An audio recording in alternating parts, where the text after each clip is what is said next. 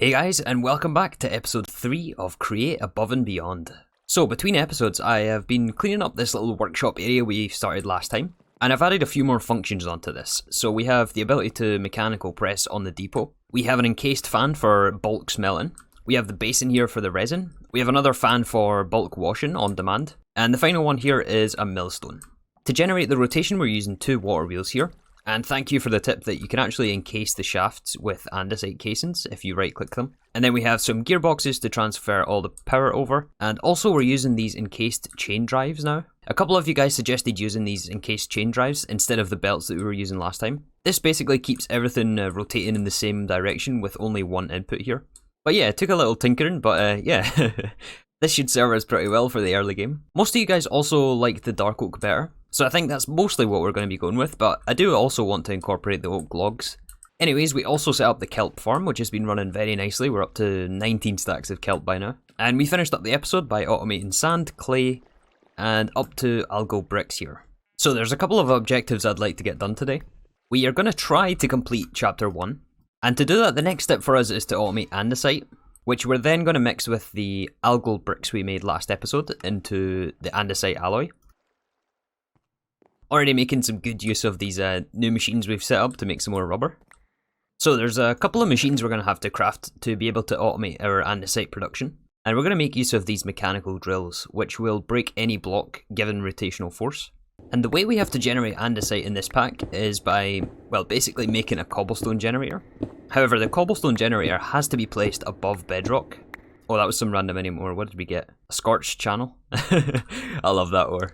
However, I believe this also gives us diorite and granite cobblestone, and also regular cobblestone, I believe. So we're going to have to find some way to filter those out. So I think we're going to start off with 5 of these drills. I think 5 should give us enough production. We need some drill heads for this. Then we upgrade this in the smithing table, along with our andesite machines to give us the drills. Let's think about what else we need. I think we'll need some more mechanical belts for this. We'll need some water wheels. I may actually grab a few more of these things, just to really speed this up. Probably missed something, but let's go down and get this set up. Not before we craft up a quick batch of rose gold to repair our hammer. We still really need a solution for this. I don't really know what we're going to do about all the digging we have to do. But a couple of you guys suggested this EFLNs, which I think is just a non-reusable explosive, which means we'll have to farm gunpowder somehow. I'm not entirely sure what the best way to do this is. No way. Mined some ore and it blew up and... Well, I didn't know that was possible. That's a quick way to get back up to the top. I think that's our 3rd death of the series. Yeah, it's not going so smoothly. And we had a lot of levels on us as well.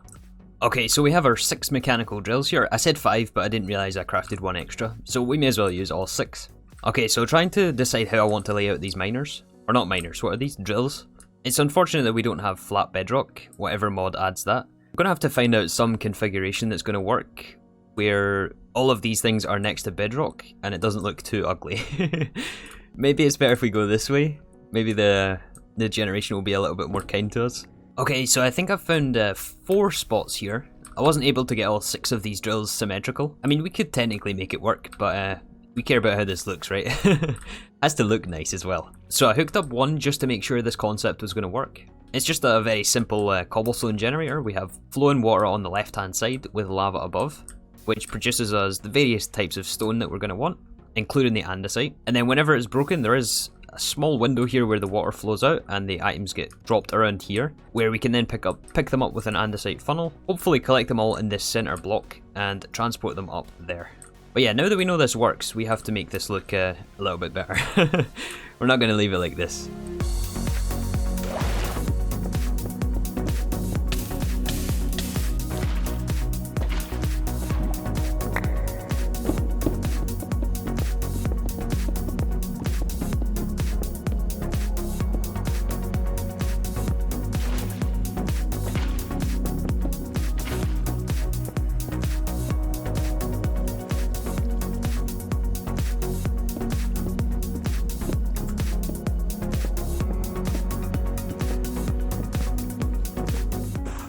Alright, I think I got all this figured out actually. I'm really happy with how this turned out. It actually worked out a lot cleaner than I would imagined. Especially with the randomness of the bedrock. We actually managed to find a pretty symmetrical pattern here. And it all ended up the same distance actually to the center block, which we have to send the items to, which actually does line up with the kelp barrel. So yeah, just a quick overview on how this is going to work. We're using 2 water wheels here. Oh, that's right, I forgot the soul sand. I should go and get some of that. But yeah, we can put some more soul sand here just to speed this up. Then the rotation is going into a gearbox, another gearbox which has the drill behind this. But this second gearbox here also takes the power and runs it through the middle here, through the andesite casings, and also powers this belt.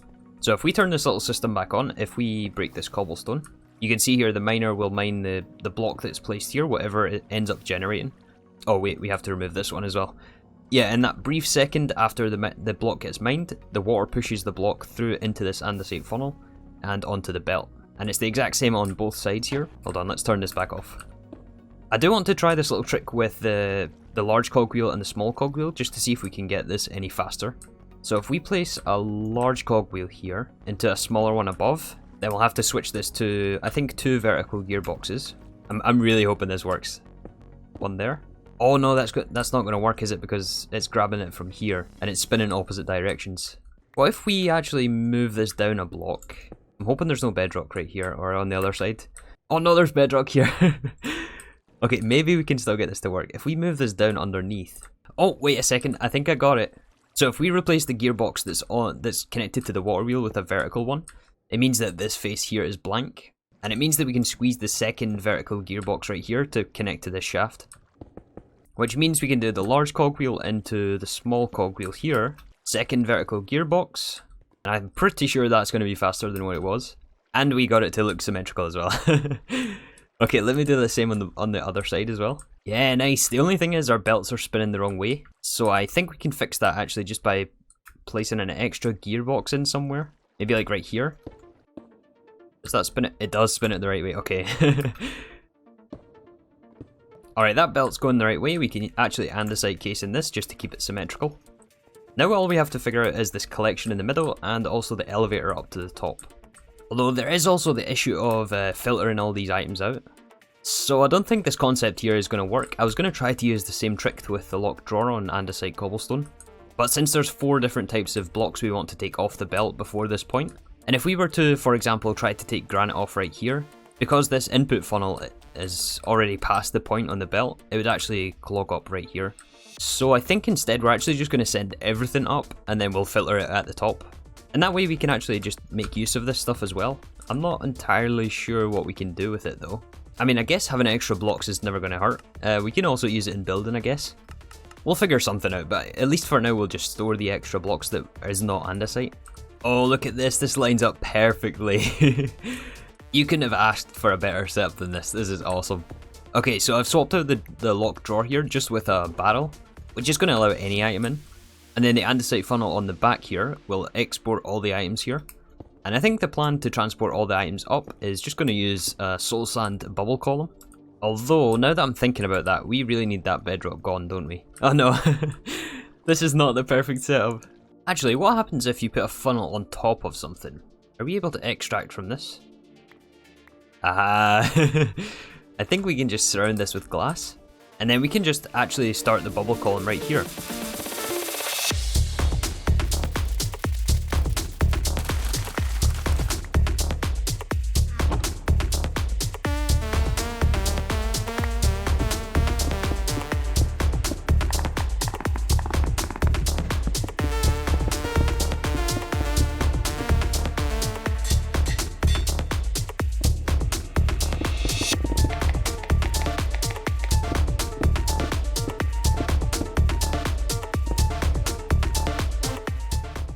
Oh, this is glorious. Look at this. And this is only one of them running at the moment. Let's hop down and I'll show you what I had to change down at the bottom here. Let's actually turn this off for now. We may have to add an on-off switch to this. I'm not entirely sure where that would fit in though. But anyways, coming out of this barrel here, where the 2 belts here meet, I had to move the water source back a block. And then we have one air gap here with some ladders to hold the water back. And then we start the bubble column here. So now that we have our items flying up this elevator here, we have to somehow collect them, and I was thinking that we do something like this, where we have an andesite funnel upside down pointing into a belt. I can't tell if those items are there just because there's nowhere for them to go, or if it's actually not working. Maybe we should get this belt spinning. And hopefully that's going to work. But yeah, you might also notice that I cleared out a bit more area here. So since our rose gold hammer broke, I actually made a full iron one with the wooden tool rod. And if we check the mining speed on this, it's actually acceptable. It's actually not too bad. Plus, if we check the durability, we have 4,350 on this, and our rose gold actually only has 2,700. The only drawback with the iron one is we don't get as many upgrade slots. Just being able to repair it with iron instead of having to make rose gold is a plus, I think. And so this is going to be our short-term solution until we can find something better. You may have also noticed these little toolboxes from Create. These things are awesome. So yeah, think of them like almost like a dank null. They can hold multiple stacks of the same item. And if we, for example, take out all the cogwheels here, it still locks it to this slot. And then if we want to return all the items, we can just hit this middle button, and it automatically sorts them back into the toolbox. Which is super cool. I love this thing. We're going to be making multiple of these. I can already see one maybe for like a building materials one. I have some of our Create machines in here. But anyways, yeah, let's sort out where this belt has to go. Aha, so one cool feature of the belt is you can actually do them on an angle like this and have them take items up or down depending on their rotation. So what I'm thinking here is we have all of the items come down here and they'll actually be processed after the algal brick production. So basically we want to mix these bricks and the andesite cobblestone. I was going to do it here, but I don't think there's going to be enough space to take off the diorite, etc. and also mix them here. We do also need a second belt on this though, to be able to take our algal bricks. I don't think I want to try and mess with sharing the belts here. So we'll just build a second belt that also runs parallel to this one. Something like that. And then we can actually even connect up the shafts here. That should all be spinning the correct way. And then we have to get these bricks on this belt. Actually, you know what? There's nothing stopping us from moving this over a block. Although I'm not going to put the next andesite funnel on because, yeah, all this algal brick will spill out everywhere. However, we can get this belt moving here if we place a gearbox down. Oh, we still have to power this belt as well because it's separate to the angled one. So I gave the top belt some power using the encased chain drive to make sure it was spinning the correct way. And we also now have the filtering for the 3 types of cobblestone that we don't want to pass on to the next step. So here we have the gabbro, the granite and the diorite. So I learned that you can actually put andesite funnels at a 90-degree angle to a belt, and it will actually like suck in all the items if it has somewhere for it to go. You just have to make sure the arrow here is pointing the correct way on the funnel using the wrench. But yeah, still not really sure what we're going to do with these things. We'll probably just end up void upgrading the drawer. But for now what we're interested in is the andesite cobblestone, which I'm also buffering in a drawer, just so that we have an extra buffer to work with. Plus we're using some andesite in our building materials, so having some extra here isn't going to hurt. So now for the next step, we're going to need some more machines. And hopefully this is actually the last time we have to craft these kinetic mechanisms like this, which we use for the andesite machines, and then we cut these down into various machines for Create. But ultimately we want to automate these and have them in a sequenced assembly using deployers. But for us to get up to this step, we do have to process our wood, which is something I think we're going to move on to this episode if we can. But for now we'll keep crafting them like this. Anyways, the very last step for us is to combine both of these cobblestone and the bricks together. So for that we're going to place a mixer here. I've extended along the belts so that we can place one on the side for input. Make sure these arrows are pointing the right way. I think it's like this we want it, right? So we are doing this recipe here. It can be cobblestone or regular andesite. And then we'll need our mixer 2 blocks above this one. And this we are once again going to buffer in a drawer here. I think it's a wise move to build in buffers to our machines. So this basin will output to the left hand side here. We'll have an input to a drawer. And then we'll have another andesite funnel here to take it on to the next step. So I think we can actually hook up the bricks here, which should get them flowing down this belt. And then I think we'll also have to set the recipe filter on this basin. Oh, and we'll need one more andesite funnel coming from the andesite cobblestone drawer here. Okay, does that input? It does, okay. I was a little worried about those flying off the end of the belt. All we have to do now is power this mixer. Oh, there is that issue though. That's not good. You know what? That is a problem for future 3. Right now we have to go on a little adventure. It's nice to get a little bit of fresh air. We've been in that cave so long. So what we're actually looking for out here is, you know those rail structures that we fell down like the first minute of episode 1? Oh, also we did find some skyroot here. I'm going to grab some of this. Some of you guys said this was really good on tools. For now though, we're just interested in these structures. Let's see if it has what we're looking for. Ah, this is what we're after, the controller rail. We've got a bit of a trek back to our base though. I miss the home command from Divine Journey. But it's nice sometimes, you know, take a little walk, clear your head. There's some interesting sights to see with the Biomes O'Plenty mod. So I'll explain in a little bit what exactly we need those rails for. But basically we're going to be redoing our tree farm. Hello spider. And yeah, as I mentioned, we're going to stick it on this side of our factory. I want to make this tree farm easily expandable, so we're going to go for a more rectangular design, which will expand this way. I don't think it has to be particularly big in the beginning anyway. And one other thing is, we should consider the height requirements here. I think this should be enough space. We may have to go down a few blocks as well, actually. So, can the oak trees grow on this level? They can. We have, I think, just enough space for oak. What about the dark oak? I think we want to be farming both, since we're going to be using both in our building. And dark oak looks like it may need some more space. Yeah, 2 blocks lower and it grows, so we're going to have to lower all of this floor 2 blocks at least. Maybe we'll just go 3 blocks, just for safety. Alright, so I've cleared out a 9 by 11 we ended up going with. And we've run into a little issue over here, which is, this is directly below our workshop. So we can't really take this up any further. Which means if we have to scale this tree farm, instead of going this way, we're just going to go this way. We have plenty of space back here. Somehow I don't think it's going to be necessary to scale the tree farm. Our old one here that we set up in episode 1. Well, I've already gutted a lot of these chests, but I mean, so many of these things were full. And this has been off for over a day by now. So yeah, I'd like to actually recoup all the machines in this one, so we kind of have to get rid of the mass of logs here. If we just turn this back on, let's just see what happens. I think it's working. Oh yeah, and it's taking a slice of the tree with it.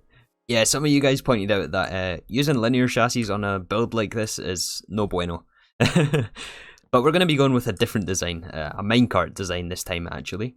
Okay, this should get rid of the mess, I hope. Yeah, there we go. Okay, we're going to reclaim all of these saws. I think we'll have to craft another few though. Yeah, we'll have to have another 4 since we have a 9 wide farm. Also, our sheep are gone. I wonder what happened to those guys. Basols?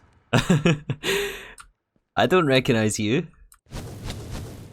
You look different. Did they still drop the rods? Basalt's shards. Interesting.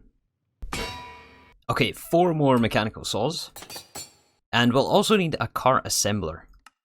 Alright, so playing with minecarts is something we haven't actually done with Create before. This is another way to generate those contraptions, similar to the mechanical bearing. So if we check the ponder screen for the cart assembler here, it's going to give you an idea of what we're going for.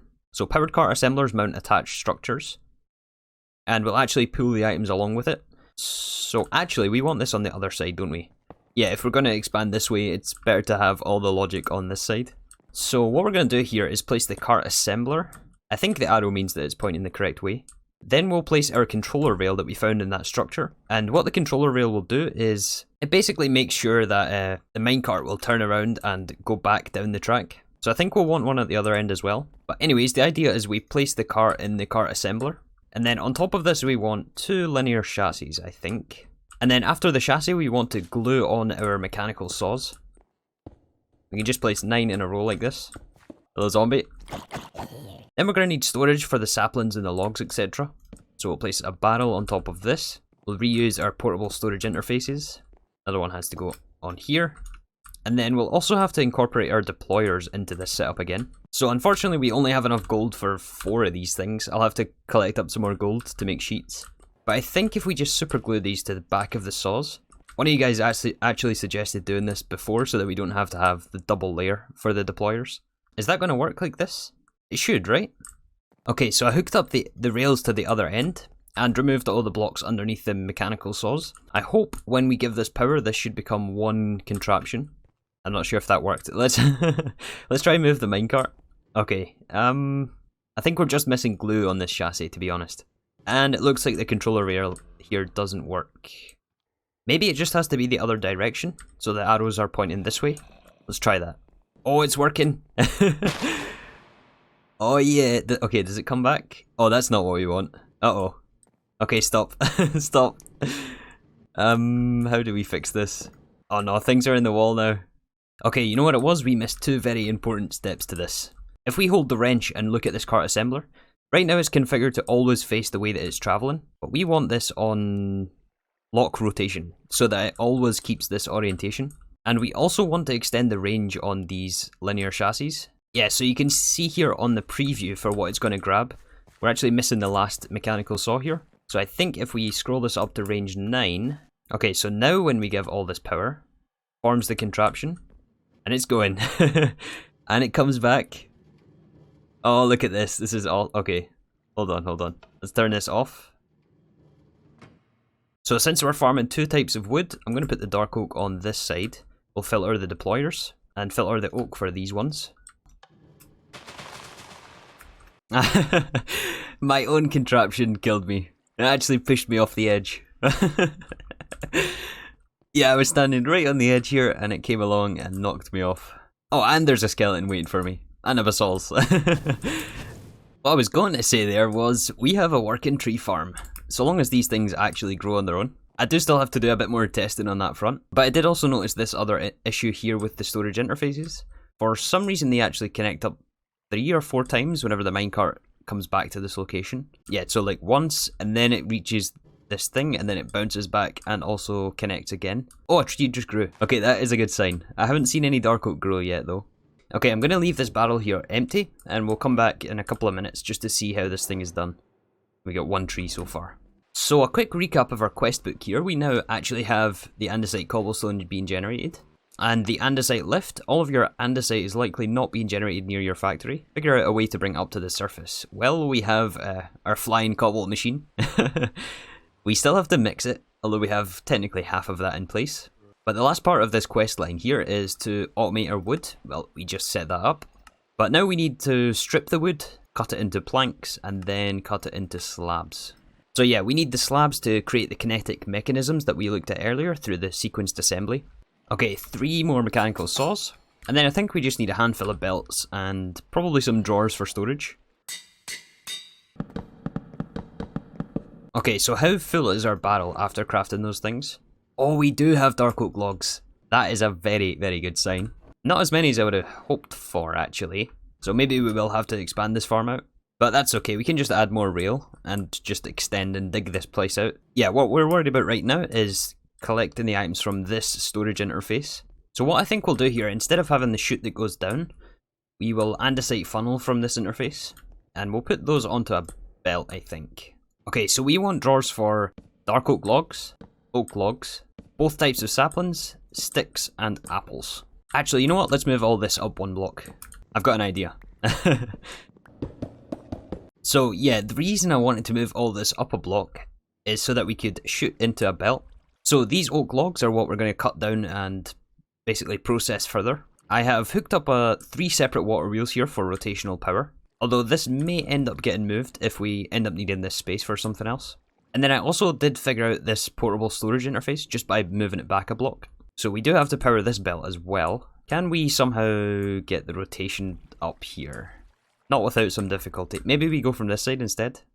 Some gearboxes. They should be in the toolbox, I think. Yeah, we have some crafted. Like so. That spins the right way. Awesome. Okay, so that sends the items down through the belt. We need andesite funnels on all of these drawers. And also to orient them the correct way. So I'm not sure if these saws have to be above the belt or if we can... Maybe let's check the ponder screen. That's probably going to tell us. Upward facing mechanical saws can process... I missed that. Upward facing, so I guess that means that it's part of the belt? Ah, it is on top here like this. However, we have one slight issue. Oh wait, we're going to see it right here. Look at this, why? Why? I think it means we've got this saw backwards. Or maybe we're just spinning it the wrong way, but that means that we can't have all of these encased chain drives here. I've tried rotating this saw and I can't get it the right way. It only has like 2 orientations. I think it means that we're just spinning it the wrong way. It's unfortunate that that is an opposite way to the belts. I think somehow we're going to have to go through the belts here. Ah, there we go. We got it. So all we had to do actually was I moved these water wheels back a block. And then I guess we don't really actually need these encased chain drives here anymore. We can just put 2 shafts here. But basically we're using gearboxes to invert it. So these have to be spinning opposite directions for some reason. I mean, I guess it makes sense. The saw blades have to go against the grain of the wood. or I mean the opposite way that the wood's flowing. You know what I mean. The most important part is we're getting planks, or stripped wood, then planks, then slabs. And the reason I put belts in between is so that we could do this and actually buffer them. And then we'll just put some funnels on each side. So I cleaned things up around here, and I also had to put on some recipe filters on these things. But yeah, we got it all working. The only thing I'm actually concerned about is our rate of wood now. So we still have to sort this other side out with the mixer, with the algal blend and things. And then also transport this wood over here. I think we're going to do the sequenced assembly on this side. But I think this is a good point to wrap up the episode. We didn't get chapter 1 finished today. However, we can actually tick off all of these. We have all of these things automated. We have just 3 steps left to go. But yeah, I'm not really in any rush to finish this pack. I really want to take my time and really just enjoy it. This is so much fun. But yeah, we've still got a lot of building and digging to do. This iron hammer did help today though. But yeah, with that, I want to thank you all for watching. I know there's not a lot of you new around here since starting this series. So I really appreciate you taking the time to follow along on our journey through Create here. But that is going to do us for today. Thank you again for watching, and I'll see you all tomorrow for some more Create Above and Beyond.